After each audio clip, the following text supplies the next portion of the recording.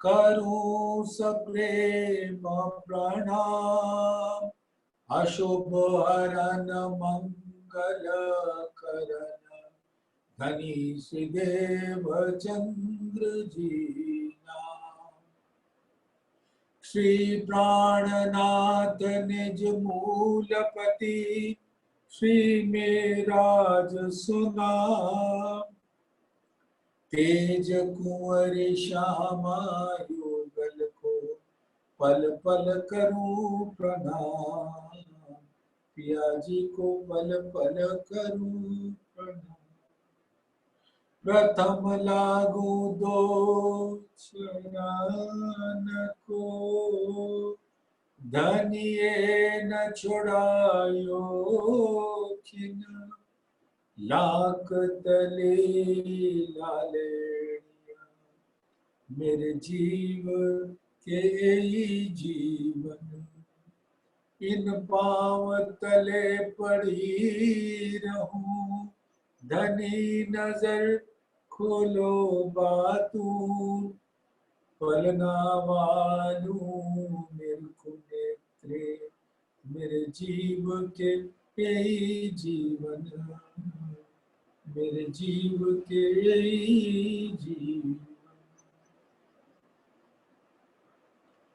धाम धनी अक्षराती कि ओ मेरी प्यारी लाडली अंगनाओं, ऐसा अक्षराती इस ब्रह्मांड में आकर फरमा रहे हैं, कह रहे हैं कि मेरी प्यारी लाडली सखियों, अब जागने का अवसर आ गया है।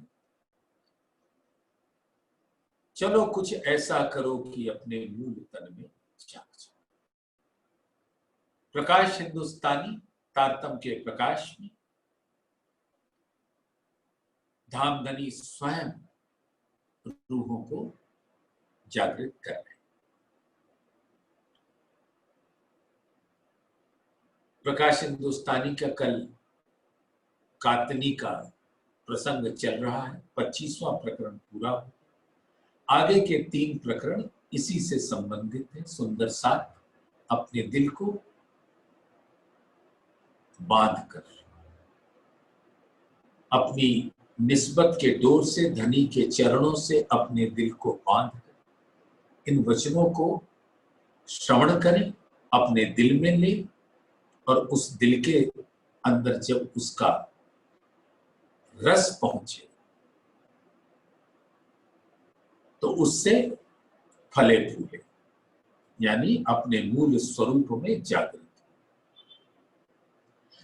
भट परो नींद मोह की, जो टाली न टले क्यों, आंखा खोल सीधा कहे, फेर वली त्यों की त्यों। अब ये तो धामधनी के वचन है। यहां कठिन उदाहरण देना शायद शोभा के प्रतिकूल होगा, लेकिन फिर भी दिल में ये कठिन वचन कहने का दुस्साहस कर रहा हूं। सुंदर साथ हमें क्षमा करें। इस चौपाई का मूल भाव है, 12 वर्ष तक कुत्ते की पूंछ सीधी नली में डालो, निकालो टेढ़ी की टेढ़ी। यही है हमारे जीव का हाल,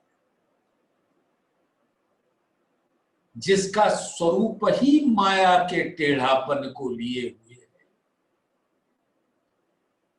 और आप कितना भी उसको सीधा करने का प्रयास करो, जब वो एक सकरी पाइप के थ्रू निकाली जाती है तो जब तक पूरी नहीं निकलती, निकलते समय उसका रूप सीधा ही रहता है। तो आपके दिल में इतनी प्रसन्नता हो जाती है कि हाँ, 12 वर्ष तक इस नली में रखा तो अब कुत्ते की पूंछ सीधी हो गई। लेकिन जैसे ही वो उस छिद्र से बाहर निकला, फिर टेढ़ी की टेढ़ी। तो कितना भी धाम धनी के वचन सुन, ऐसा दिखता है कि वो जागृत हो गए, लेकिन जहां तारतम ज्ञान सुन रहे थे उससे जरा सा अलग हटे तो फिर माया का स्वरूप धारण कर लेते, और ऐसी माया की नींद को धामधनी स्वयं अपने वचनों से धिक्कार रहे हैं। भट्ट परो नींद मोह की, मोह यानी अपने सगे संबंधियों से मोह, अपने बाले बच्चों से मोह, अपने धन दौलत से मोह, अपने पद प्रतिष्ठा से मोह, हर माया की वो वस्तु है उससे एक आसक्ति का गोंद लग जाता है, बजर लेप हो जाता है, जो छुड़ाए नहीं छूटता।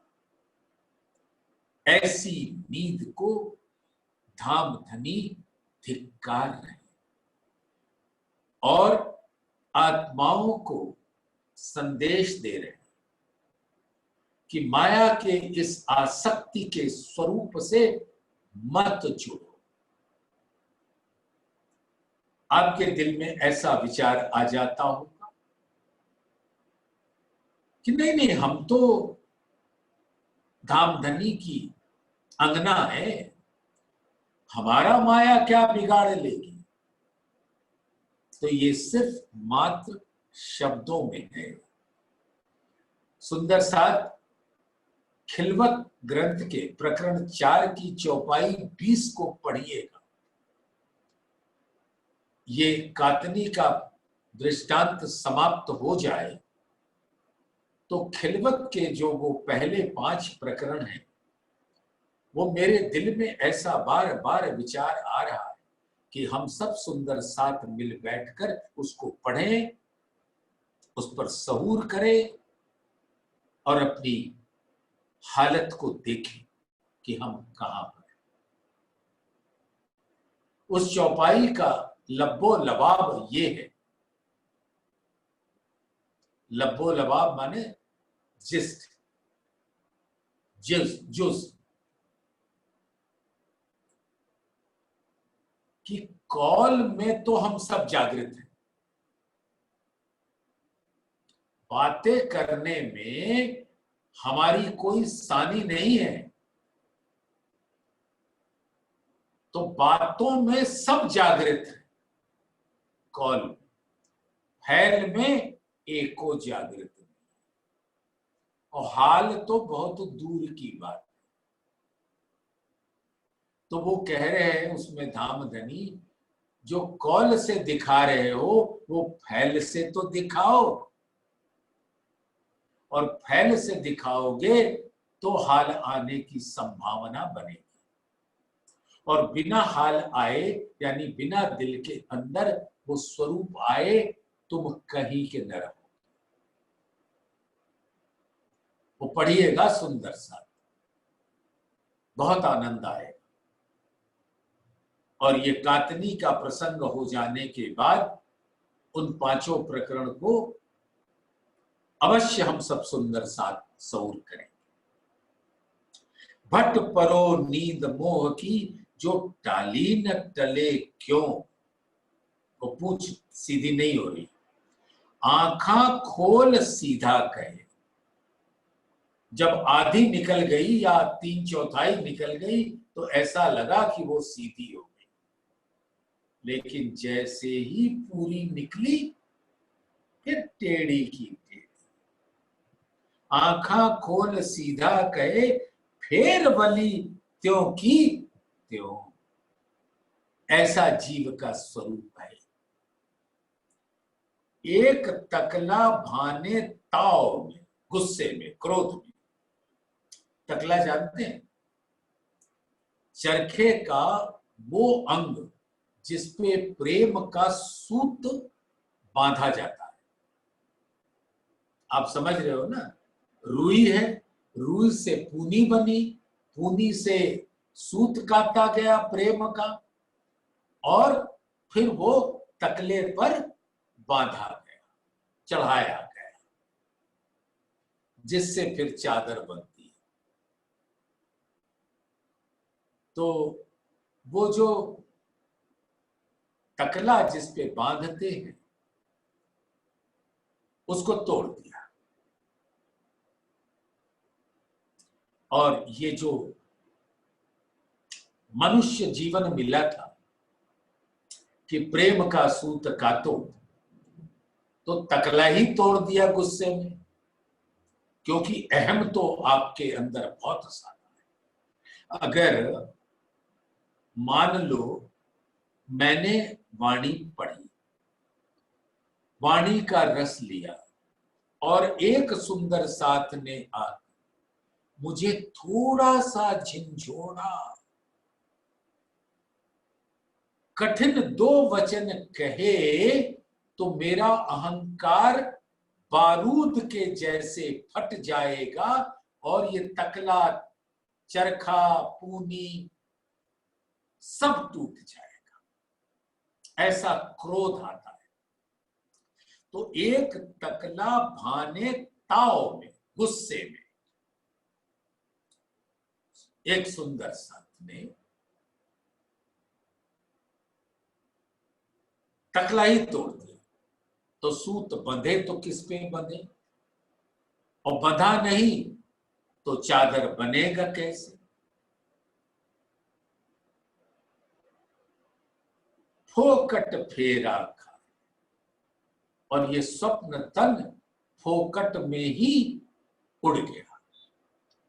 जो मिला था प्रेम का सूत काटने के वास्ते, तो वो फेरा बर्बाद हो गया। अब दोबारा ये तन मिले ना मिले, सदगुरु मिले ना मिले, अवसर मिले ना मिले, तो जो अवसर आया है सुंदर साथ चेतो, ले लो। और फिर वो क्या करते हैं सुंदर साथ, झगड़ा लगावे आप में, हृदय रस ना जुबाए।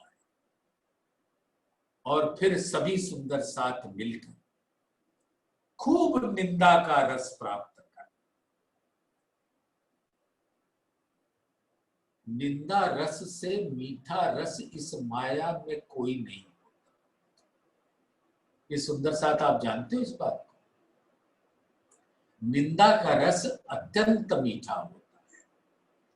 अगर कोई आपसे किसी की निंदा करे तो बड़ा सुनने में रस मिलता है, लेकिन अगर मैं किसी सुंदर साथ की बड़ाई करूं, तारीफ करूं कि किस प्रकार से उसने महीन सूत काता है, तो मैं क्रोध में भर जाऊंगी। तो कुछ ऐसा करूंगी कि दो सुंदर साथ में झगड़ा हो जाए, और दोनों एक दूसरे का तकला भी तोड़ दे, चरखा भी तोड़ दे, और जो अवसर मिला था उसको गंवा दे। और इस प्रक्रिया में सूत प्रेम का नहीं करना। और कुछ सुंदर साथ ऐसे भी होते हैं, एक तकले समारे और के लर लर कतावे। वाह सुंदर साथ, कितना प्यारे वचन। अपना तो तकला संभाल के रखा ही, उसपे प्रेम के सूत तो बांधे ही, काते। और बगल वाले को देखा कि वो नहीं कर रहा है, तो थोड़ा उसको क्रोध में, बनावटी क्रोध में, प्रेम वाले क्रोध में थोड़ा डांटा, थोड़ी उससे झगड़ा किया। क्या, आओ आओ बैठो, ये आपका चरखा तो मेरे चरखे से ज्यादा सुंदर है, आपका तकला तो इतना सुंदर है और पूनी तो आपने इतनी अच्छी बनाई। रुई तो वही इस्तेमाल मैंने भी किया, आपने भी किया, लेकिन मेरी पूनी से आपकी पूनी ज्यादा अच्छी है। मेरे चरखे से आपका चरखा ज्यादा अच्छा है। यानी जो ब्रह्म ज्ञान आपने ग्रहण किया उसके मुकाबले तो मेरे अंदर जो ब्रह्म ज्ञान की धारा बही वो कुछ भी नहीं।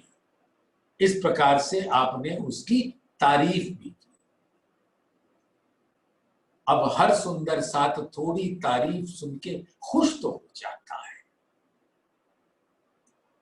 तो कभी उससे लड़ाई की, कभी झगड़ा किया, कभी तारीफ की, कभी प्यार किया, लेकिन सारी प्रक्रिया है कि तुम भी चरखा कातो, तुम भी प्रेम का सूत कातो और अपने तकले पे बांधो और उससे फिर बनाओ चादर।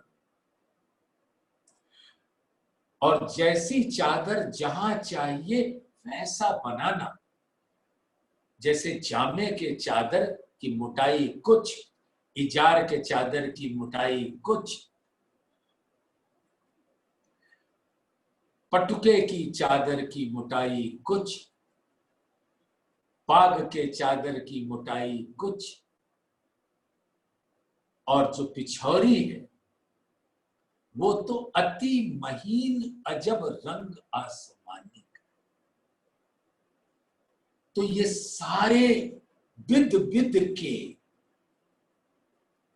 गुणवत्ता वाले सूत को काटना पड़ेगा, जो सारे ही प्रेम से रंगे जाएंगे धामधनी रूपी रंगरेज के द्वारा, जब हम उसको उनके चरणों में प्रस्तुत कर देंगे।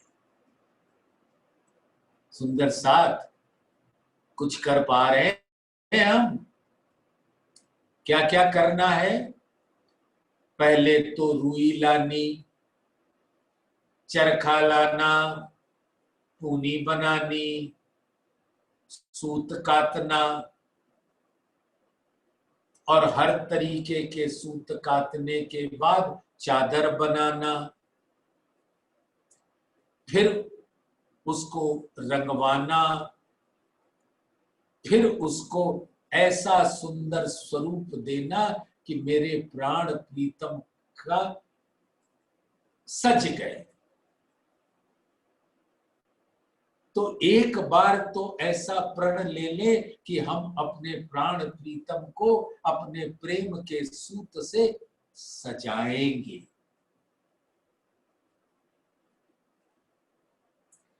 कहे अपनायत जान के समया बतावे। और ये सारी बातें और सुंदर साथ को सिर्फ इसलिए कही जा रही हैं कि वो मेरे अपने हैं, मेरी निस्बत है उनसे, और यहां की निस्बत नहीं है, धाम की मूल निस्बत। और वो निस्बत होने से ऐसा सुंदर अवसर मिला है सूत काटने का, प्रेम का, तो वो समय बता रहे हैं। और सुंदर सा, जब आखिरी जमाने के खावंद खुद आए हमारे बीच में और अपने दिल से सुंदर सुंदर वचनों से हमारे अंतर चक्षु को खोल दिया और कला सिखा दी कि कैसे पूनी बनती है, कैसे चरखा काटा जाता है, कैसे सूत बनता है, कैसे उसको तकले पे बांधा जाता है। तो सुंदर सा इस समय पे, इस अवसर पे हर सुंदर साथ को अपनी निस्बतियां मानकर मदद करने के लिए एक पैर पे खड़ी रहती।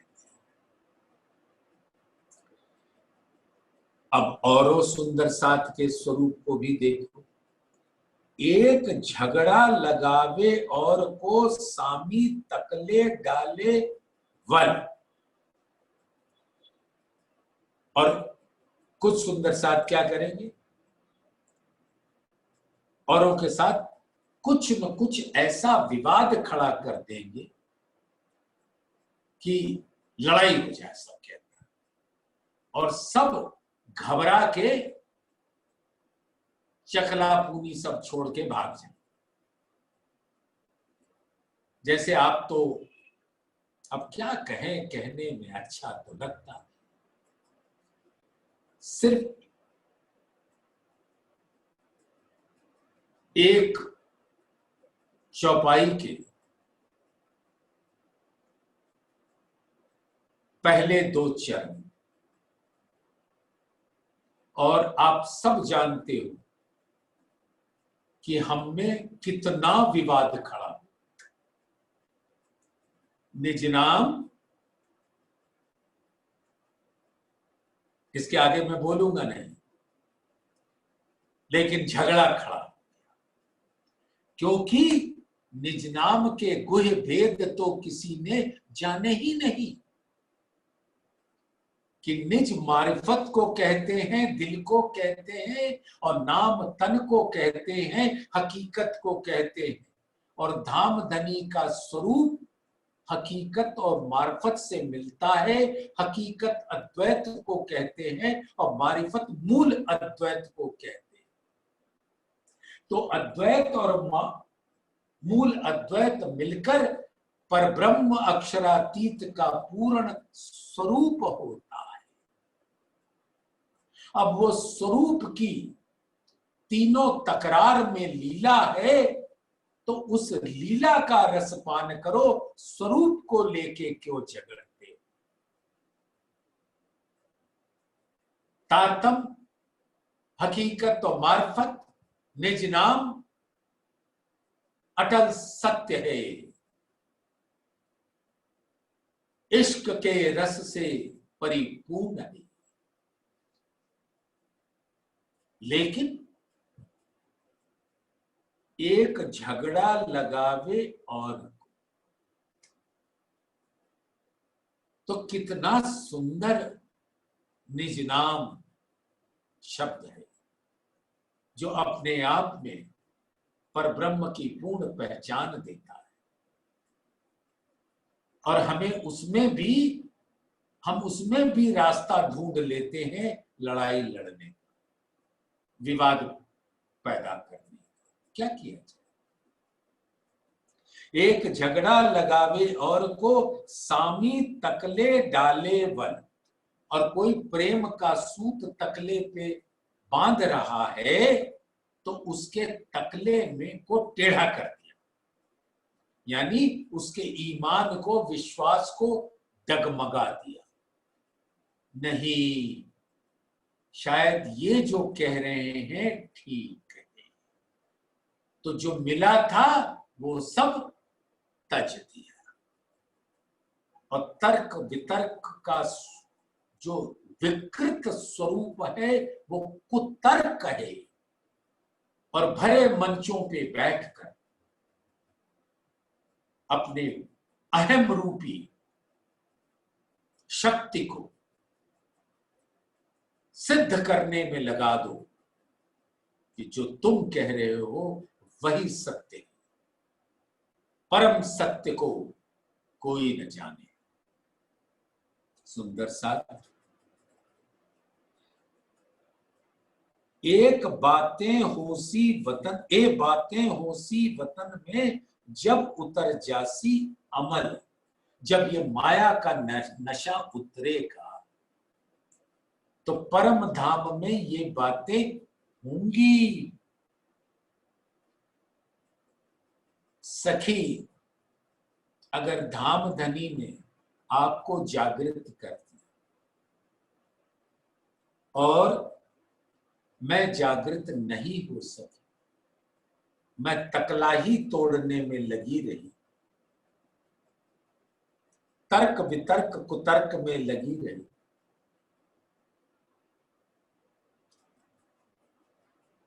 झगड़ा करने में लगी रही।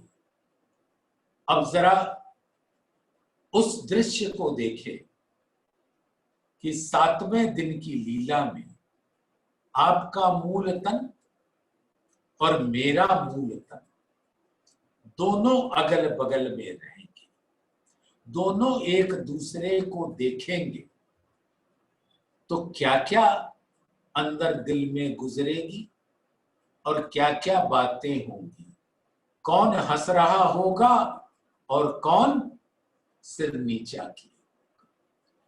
सुंदर साथ आजकल बड़े सकुमार का ग्रुप खोला हुआ है। क्यों उसका नाम सकुमार है ये मुझे नहीं पता, लेकिन एक सकुमार सखी जिसका जी औरंगजेब में था और एक साकुंदल जिसका जी छत्रसाल महाराजा जी में था। दोनों के कौल अलग, हैल अलग, हाल अलग इस ब्रह्मांड। परम धाम में जब दोनों ही अपने मूल तनों में खड़े होंगे तो कैसे एक दूसरे के नजरों से नजरें मिलाएं।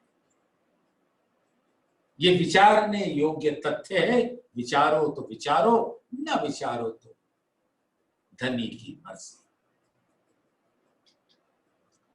एक औरों को उल्टा वही कहा विद होसी तिन, कातना उन पीछा पड़या सामी धक्के दिए औरन। और दूसरे का चकला,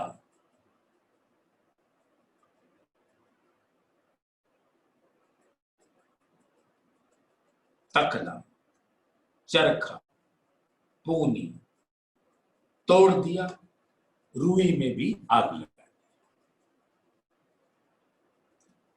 एक औरों को उल्टा वही कहा विद होसी तिन। अब उसके पास कोई ऐसी सामग्री नहीं है जिससे वो प्रेम का सूत काट सके, क्योंकि उसके ईमान विश्वास को पूरी तरह से चकनाचूर कर दिया गया। माया की ऐसी प्रबल शक्तियों से सावधान हो जाओ सुंदर साथ, उनके पद चिन्हों पे ना चलना। कातना उन पीछा पड़या सामी धके दिए और वो खुद तो कुछ काट नहीं रही है, औरों को भी धक्का दे रही। जो झगड़ा लगावे आप में ताए उसी बड़ो पछता, वो जाने कोई न देखही पर धनी बैठे देखे आप। अच्छा एक बात बताओ सुंदर साहब, बड़ा दिल करता है पूछने का। हो तो रही है सहूर रूपी चर्चा, आप उत्तर तो अभी मुझे दोगे नहीं, मैं जानता, फिर भी एक प्रश्नवाचक चिन्ह लगा के आपके सामने प्रस्तुत कर रहा हूं।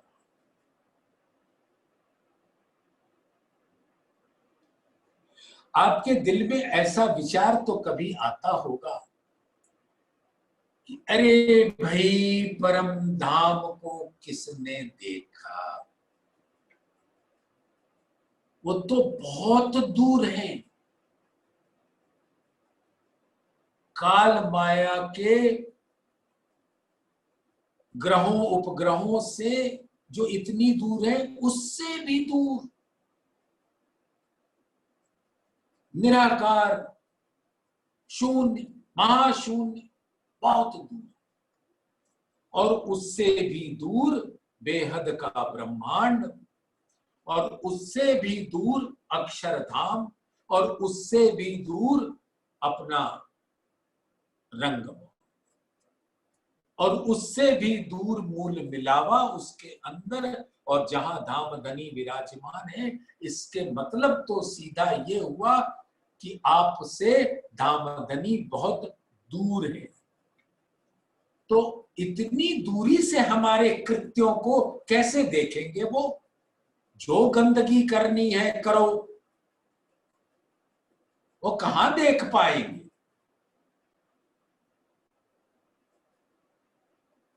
फिर आप कहोगे कि ऊपर तले अर्श ना कहया, अर्श कहया मोमिनो कलूब, ए जाने अरवाहें अर्श की जिनका हक महबूब। तो ऊपर से कौल से तो आप कहते हो कि आप मोमिन हो, लेकिन अंदर आपके शक का कीड़ा है कि आप हो सकता है मोमिन हो ही ना।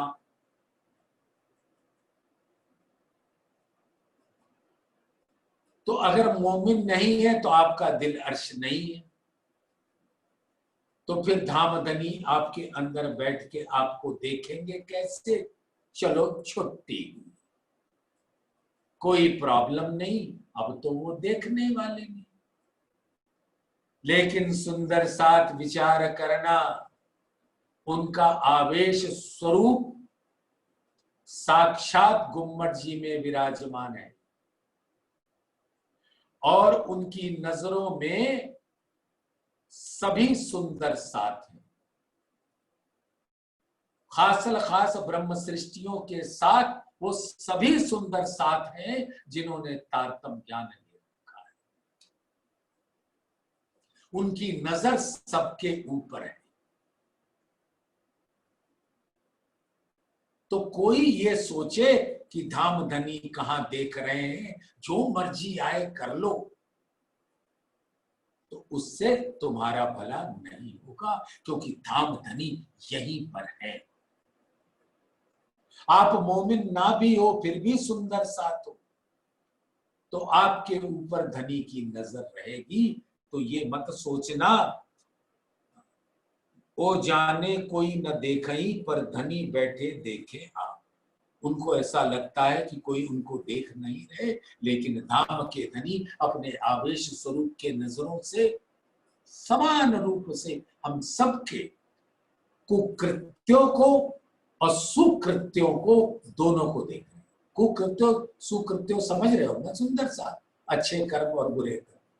तो हम कर्मों के अधीन नहीं होते, हमारे कर्म वही अच्छे होते हैं जो धाम धनी के प्रति समर्पित।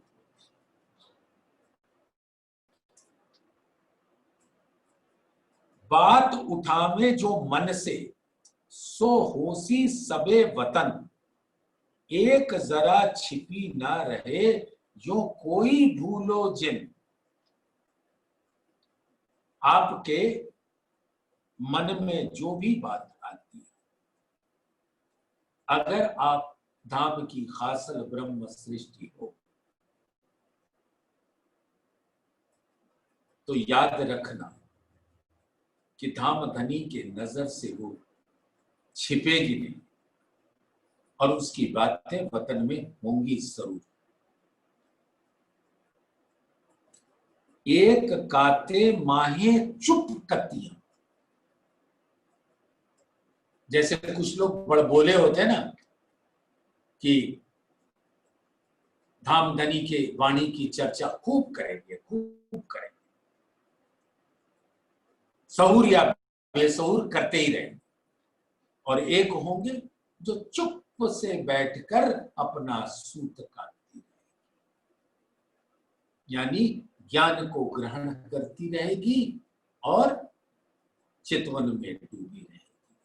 एक काते माहे चुप कतियां, सो ताने सहे औरन। लेकिन सुंदर साथ ताने देने में, व्यंग कसने में कोई कसर नहीं रखता।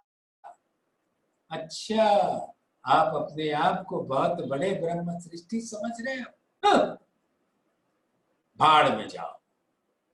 ऐसे उनके मधुर वचन सुनने पड़ते हैं जो चुप कतिया काटती है अपना सूत।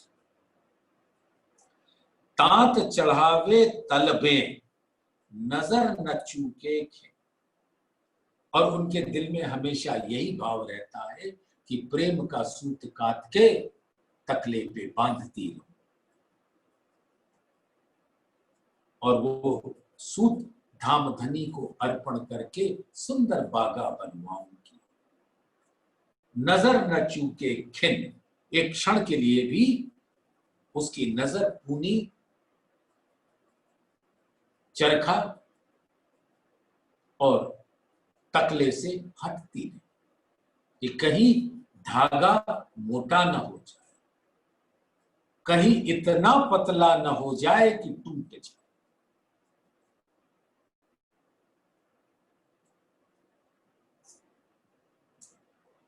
ताए होसी मान धनीय को, साथ मिने रंग लाल। अरे धाम धनी हमारे रंगरेज हैं, जो प्रेम का सूत काटोगे उसको लालिमा से भर देंगे, अपने दिल का इश्क के रस से उसको लालिमा प्रदान करेंगे। और ऐसी लालिमा, सुंदर साथ बड़ा विचार करने योग्य तथ्य है कि यही एक ऐसा प्रेम का लाल रंग होता है जिसके अंदर इतने रंग होते हैं कि जिसका बयान नहीं किया जा सकता। और वो सारे रंगों से जब सूत निकलता है तो बागे का रंग तो देखने लायक। जामा, एजार, पटुका, पाग, साड़ी, चरनिया, कंचकी, अति सुंदर। रंगा किसने?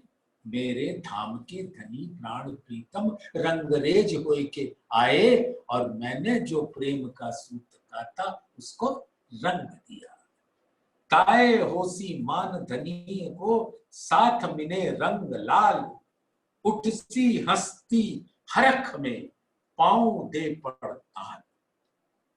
और धाम धनी का जब बागा बन गया और जब वो एकदम, जैसे कहते हैं ना, किसी अपने प्रियतम को जिसको आप बहुत प्यार करते हो उसको अपने बनाए वस्त्रों से सजा दो तो वो स्वयं नाचने लगता है, और फिर आपके दिल में इतनी हरख, इतना उमंग, इतना हर्ष पैदा होता है कि आप तो नृत्य में झूमने लगते हो। जमीन पे आपके पैर कहां पड़ते। ऐसा उस लाली में रंग कर धाम धनी के प्रेम में रच गई, पग गई। हाथ घससी हाथ सो, और कुछ ऐसे बैठी, हाथ से हाथ मतलब चकले को छू, चरखे को छू भी नहीं रही, पूनी उठा भी नहीं, रूई से पूनी बनाई तक नहीं, तो ऐसे ही हाथ मलती रहेगी, घसती रहेगी। हाथ घससी हाथ सो, जो लई इंद्रियों घेर। वो माया में जो गुण इंद्रिय है उससे माया के रस को प्राप्त करने लिए अपना समय बिता रही। सो पछतासी आंखा खुले, पर ए समया न आवे। सुंदर साथ जब अंत समय आएगा, रूई भी होगी, कोई पूनी भी बना के दे देगा, चरखा भी होगा, तकला भी होगा, लेकिन तुम्हारा शरीर माया की आसक्ति से शनह शनह इतना क्षीण हो जाएगा कि उस पूनी को हाथ में उठाने की शक्ति न रहेगी, चरखा को चलाने की शक्ति न रहेगी। और यही सोचते सोचते कि काश मैंने पहले किया होता, तन से जीव उड़ गया और आत्मा किसी और जीव के पर धामधनी की कृपा से बैठ जाएगी। और जीव को जो ये सुनहरा अवसर मिला था, लुप्त हो जाएगा। सो पछतासी आंखा खुले पर ए समया ना आवे, जो इत आंखा खोलसी ले इश्क या विचार, सो करसी बातें विद विद की सब सइयों में सिरदार। सुंदर साथ जिसके हृदय की चक्षु तारतम ज्ञान के द्वारा खुल गया और जिसने अपने आप को धामधनी के प्रेम के रस में डुबो लिया,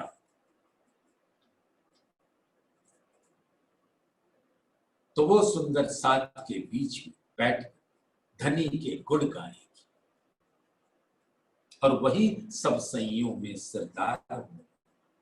जिन इत आंखा ना खोलियां करके बल बेसुमार, नींद उड़ाए ना सकी सो ले उठसी खुमार।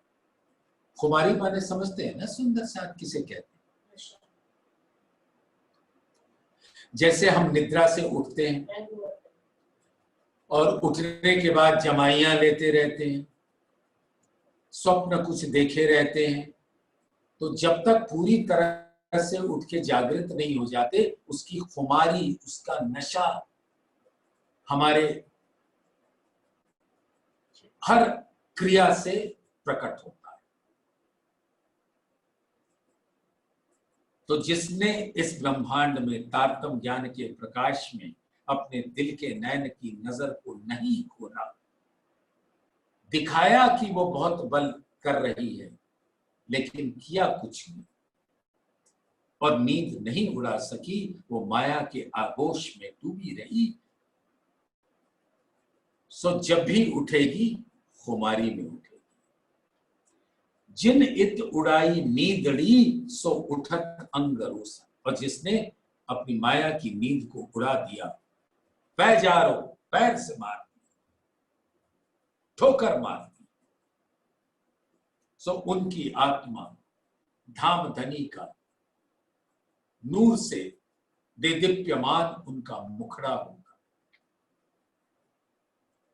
और नैनों में नूर ही नूर, क्योंकि उसमें धाम धनी के नैनों का नूर समाया होगा, माया का कोई अंश नहीं होगा।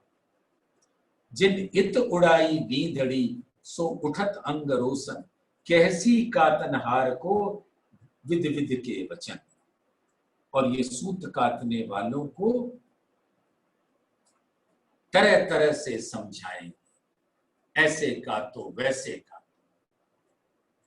मैं भी काटूं तुम भी काटो। कितना प्रेम का रस आदान प्रदान हो रहा होगा।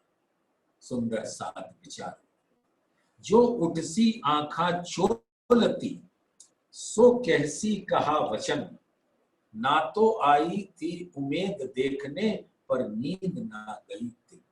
अपने इश्क का जोर दिखाने के लिए आई थी, लेकिन आंखें मलती मलती इतनी गहरी निद्रा की आसक्ति में डूबी हुई कि आंखें ही मलती रह गई। इतनी आंखें मली कि धाम धनी के वचन जो सुने वो अब उसको कुछ याद ही नहीं। सुनो सैया कहे इंद्रावती, तुम आया उम्मीद कर, अब समझो क्यों न पुकारते, क्यों रहिया नींद पकड़। अब इंद्रावती अपने सब सैयन को कह रही कि याद दिला रही है खिलवत की वो बातें कि हमने कहा था धनी, हम आपको कभी नहीं भूलेंगे। तो इतना समझाने के बाद भी नींद को क्यों पकड़े बैठे हो सुंदर साथ। तुम वतन में धनी सो, क्यों करसी बात अंधेर, रहसी उमेदा मन में ये ना आवे समया और वे। अब सोचो, आप परम धाम में ओढ़े बेले जागसी थे, आप उठे, आप क्या बात करोगे? जरा सोचो सुंदर साथ। कितनी बातें हो सकती, जरा ध्यान देना। हाँ धामधनी, मैंने इसका तकला तोड़ा था। हाँ धामधनी, मैंने इसका चरखा तोड़ा था। हाँ धामधनी, मैंने इसकी रुई में आग लगाई थी। हाँ धामधनी, मैंने इसकी पूनी को गायब कर दिया था। इसकी जो श्रद्धा विश्वास समर्पण सेवा था उसको जार जार कर दिया, इसको कहीं का न छोड़ा। क्या ये बात करोगी धामधनी से? क्यों करसी बात अंधेर? अरे भाई, धामधनी बिना जगाए तो ले जाएंगे नहीं, लेकिन वही याद करिए, आगे पीछे अव्वल इश्क लेसी सब कोई, पर पहले इश्क जिन लिया सोई सुहागिन। तो आप सुहागिन के रूप में खड़े होना चाहते हो राज्य के सामने, कि औरों के पीछे अपना मुंह छिपाते हुए? और धामधनी आपसे बातें तो जरूर करेंगे, और जब आप कहोगे हाँ धनी हमने इतनी मेहनत की, ऐसे किया वैसे किया, जो तोड़े थे वो जरा सुनाओ तो, क्योंकि धामधनी के नजर से तो वो बचा नहीं। और आप छिपाओगे कि ये वाली बात तो करे ना, लेकिन धामधनी आपसे उगलवा लेंगे वो। तो ऐसा करना चाहते हो? काटने को उतावलियां आइया मिलकर तुम, अब झूलो रहिया नींद में काटना भूल कसम। बहुत माया का खेल देखने का उतावलापन था जब वहां से चले, हमारा इश्क हमारा इश्क हमारा इश्क,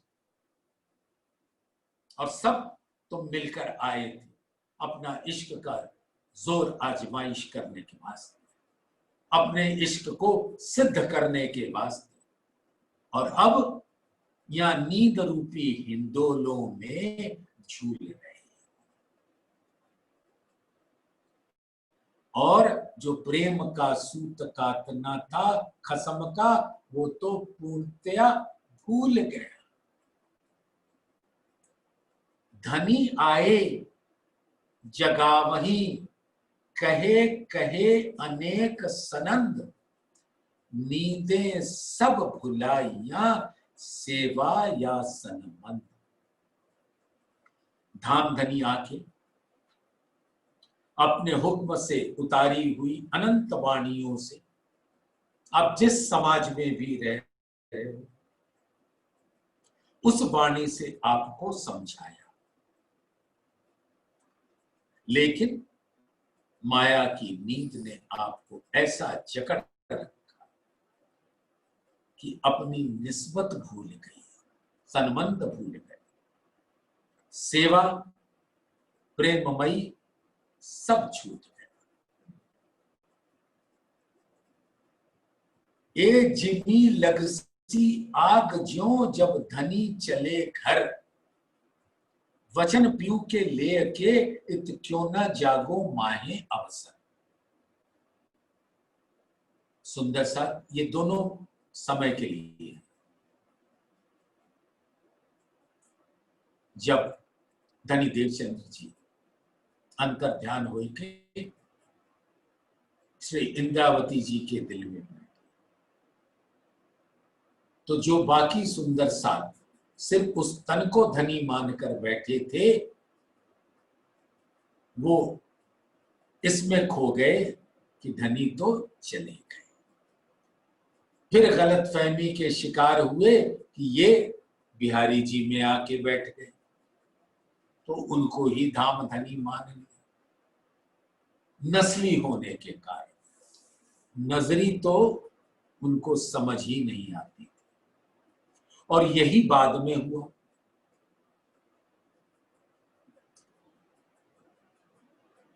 श्री जी साहेब जी मेहरबान, जब अंतर ध्यान हुए तो कई सुंदर साथ ने विरह में तन छोड़ दिया, लेकिन धामधनी ने अपना हुक्म देकर कहा, मैं तुम्हारे बीच से कहीं नहीं जा रहा हूं। अब ये लो मेरा हुक्म, ये लो मेरा इल्म और जगाओ रूह। मैं तुम्हारे दिल के अंदर विराजता हूं अपने हुक्म से। तो ए जिमी लगसी आग जो, जब धनी चले घर, घर के मतलब ध्यान की मुद्रा में बैठ गए। वचन पीऊ के लेके इत क्यों न जागो माहे अवसर।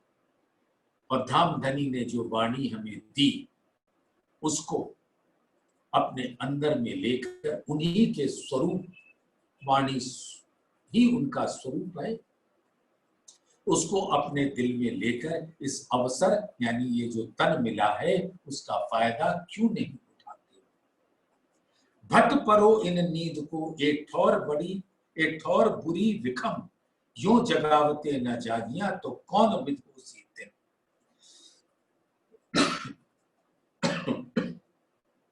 तो कौन विद होसी दिन। धिक्कार है ऐसी माया की नींद, ये विष के समान है। इस तरह से प्रेम से धामधनी जगा रहे और फिर भी ना तुम जागे माया में लिपटे रहे, तो तुम्हारा क्या हाल होगा धनी के समक्ष याद कर। तुम देखो भांत धनीय की कई विध करी चेतन, सबो सुनाए कहे इंद्रावती जाग चलो वतन। और धनी ने भांत भांत से, विध विध से हमारी आत्मा को जागृत करने के लिए सुंदर सुंदर मीठे वचन कहे और सबको सुनाए और सबको कहा, इस वचन को ग्रहण करके अपनी आत्मा की सुरता चितवन के द्वारा मूल स्वरूप में लगा लो और अपने घर में उठ खड़े हो। सोई घड़ी सोई साहिब, साहेब माहे बैठ के बतावत है ठौर, सो घर तुमको देखाइया जहां नहीं कोई और। सुंदर साथ इस चौपाई को ग्रहण कर लो। धामधनी अक्षरातीत हमारे प्राणों के प्रीतम प्राण वल्लभ प्राण जी, प्राणनाथ श्री जी साहेब जी इंद्रावती जी के दिल में विराज होकर अपना पूर्ण आवेश से उनको रंग दिया। साहेब माहे बैठ के बतावत हैं ठौर। अब बतावत है ठौर के माने बहुत ही गहरा है। आठों सागरों का वर्णन कर दिया, अपने हकीकत स्वरूप का वर्णन कर दिया, अपने मार्फत स्वरूप का वर्णन कर दिया, आत्माओं का स्वरूप का वर्णन कर दिया, खेल में आने का महाकारण वर्णित कर दिया, कारण वर्णित कर दिया, ब्रज बता दिया, रास बता दिया। बतावत है ठौर। सिर्फ इतने में अव्वल से आखिरत तक की सारी बात आ जाती। साहेब माहे बैठ के बतावत है ठौर। धाम, धाम अपना असल ठौर, उनके साथ आए ब्रज में वो एक ठौर, रास में गए वो दूसरा ठौर, जागनी में आए ये तीसरा ठौर। ठौर ही ठौर जहां ब्रह्म लीला हुई। बतावत है ठौर। कौन बता रहा है? साहेब खुद। सो घर तुमको देखाया जहां नहीं कोई और। उस अद्वैत स्वरूप को दिखा दिया, उस हक जात को दिखा दिया, उस वाहिदत स्वरूप को दिखा दिया। ऐसा वो वतन हमारे नजरों के सामने खड़ा कर, जहां पे अद्वैत है, जहां पे मूल अद्वैत है, जहां पे स्वलीला अद्वैत, सब बता दिया। उसके बाद तो अवसरनाथ को तो सुंदर साथ इसी चौपाई को दोहराते हैं। 26वां प्रकरण था ये। साहेब माहे बैठ के बतावत है ठौर, सो घर तुमको देखाइया, जहां नहीं कोई और, जहां नहीं कोई